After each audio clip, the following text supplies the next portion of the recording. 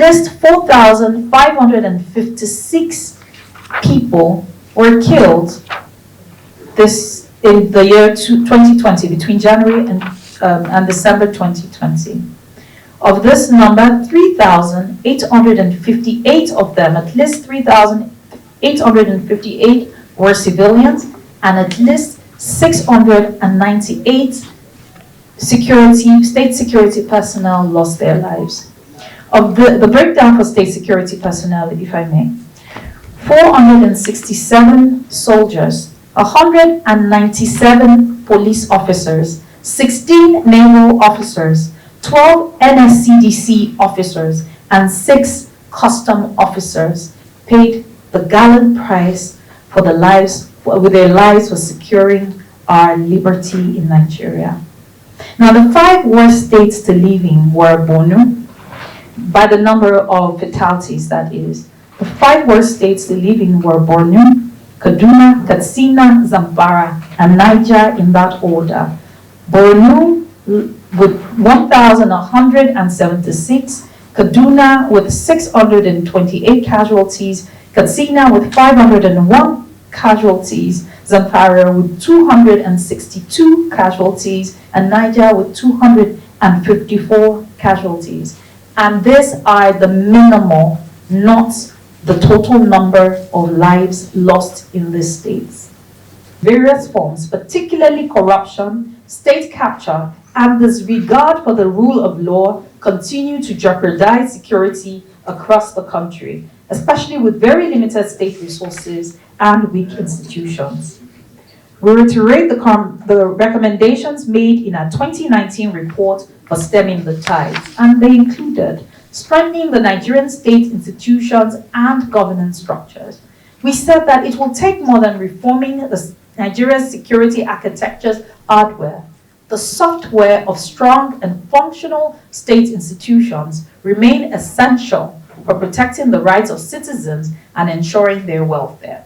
Improve the welfare and conditions of security forces. The government must also ensure the protection of the nation's security assets and adequately equip them to deal with the security challenges with which the nation is confronted. The police force needs to be fortified to take up the task of internal security. Its personnel, along other security agencies, must have their work conditions improved, including the prioritization of their mental health. Reduce the proliferation of arms across the country. A report by SBM Intelligence, Small Arms, Mass Atrocities, and Migration in Nigeria, estimates that there are 6,145,000 arms in the possession of non-state actors in Nigeria alone, while the nation's security forces had only 586,600 firearms.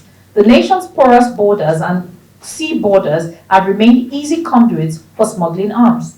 In addition, a 2015 survey estimates that locally made small arms and light weapons have supplied at least 60% of the crimes in the landlocked area of the southeastern part of the country and the Middle Belt as well.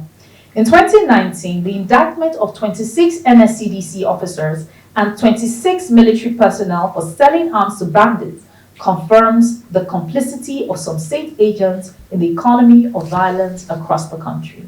Nigeria's demand for small arms and light weapons and its end users' ability to afford them are often linked to the nation's political cycles, which are notoriously violent. Creating disincentives for political violence will reduce the need for the importation and local manufacture of these arms, which after elections are never mopped out of circulation and are adopted by other franchises of violence across the country. We do not believe that the closure of the nation's official borders is a permanent solution to reducing the proliferation of small arms and light weapons in Nigeria. It is a perfect storm for engendering the propensity to engage in crime and perpetuate atrocities. Nigeria also needs to protect civic freedoms and the civic space. In addition to the foregoing, we think it's important to reiterate the importance of the protection of the rights of citizens and their civic freedoms. These rights include the constitutional right to participatory governance. Participatory governance directly links with the rights to dissent, to free speech, access to information, and voters' rights. Attempts to enacting draconian laws, the continuous spate of arrest and detention of activists and journalists, and security forces' disruption of peaceful protests all underscore the government's attempts at muzzling freedoms of expression. Protecting Nigeria's civic space is imperative. Should citizens be unable to engage government and feel unable to participate in their own governance, they will engage in non-constructive means of doing so. Government must also lead by example. They must respect the rule of law, and respect for the rule of law always starts with the custodian of the laws, the lawmakers, public officers, law enforcement officers, and institutions. Social contract is built on trust. For citizens to conform to the rule of law, they need to be assured that their leadership themselves will lead by example.